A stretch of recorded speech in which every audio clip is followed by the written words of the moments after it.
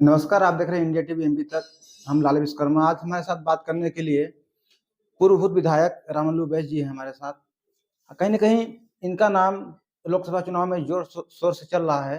हमने देखा है, कुछ अखबारों में भी देखा है। तो हमारे साथ बात करने के लिए हैं विधायक जी, पूर्व विधायक जो हो चुके हैं। क्या कहेंगे विधायक जी? आपका नाम बहुत चर्चित चल रहा है लोकसभा चुनाव में इस बार। लोकसभा चुनाव के लिए इच्छा तो मेरी जरूर है कि चुनाव लड़ूं। अब वो पार्टी विचार करेगी तो निश्चित रूप से क्षेत्र का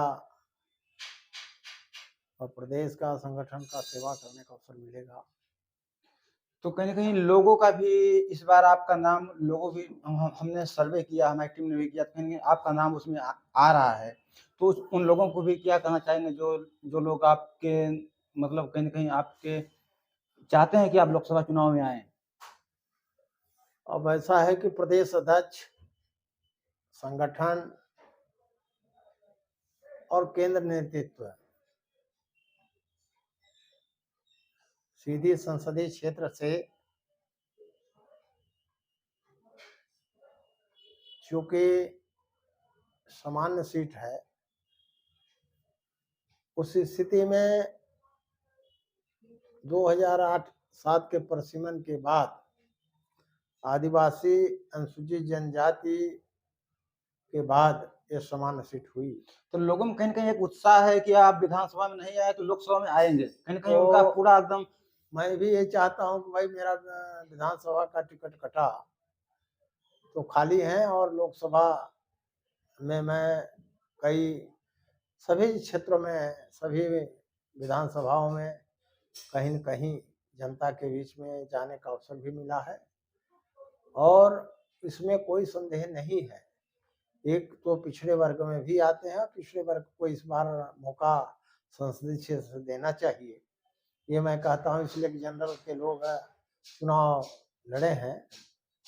और मैं भी चाहता हूँ कि उनसे सबसे सहयोग है कि यदि अवसर मिलेगा तो निश्चित रूप से क्षेत्र का जो काम की बातें हैं वो केंद्र सरकार, राज्य सरकार से दोनों में चूंकि यहाँ विधायक रहे हैं तो ये सब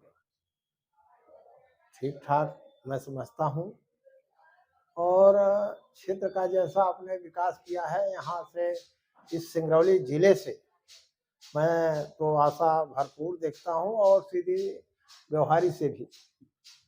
तो यदि अवसर पार्टी देती है तो निश्चित रूप से करिए और आप सबसे यही है कि क्षेत्र की जनता का सर्वे करें और आशा विश्वास है कि जैसा कि आप 3 बार विधायक भी रहे हैं सिंगरौली विधानसभा में, तो कहीं न कहीं जनता आपसे इतना मतलब लगाव रखती है। कहीं न कहीं हमने और हमारी टीम ने सर्वे किया है, उसी हिसाब पे हम आपसे बात कर रहे हैं कि कहीं न कहीं अगर जनता अगर आपको पसंद करती है, तो क्या पार्टी को करना चाहिए? अब पार्टी को विचार करना चाहिए। और अब बाकी अब अपने हाथ में है ही नहीं कि अपने आप लड़ लूं। ये जरूर है कि चाह रहा हूं कि मुझे अवसर दें, चूंकि टिकट विधानसभा के नहीं दिए तो भाई खाली हैं और एक ही ऐसे विधायक को जो समान सीट से पिछड़े वर्ग के लिए आरक्षण तो नहीं होता, पर उसमें लड़ाया जा सकता है और ऐसा अवसर पहली बार है कि मिलना चाहिए, ये मैं आशा करता हूँ।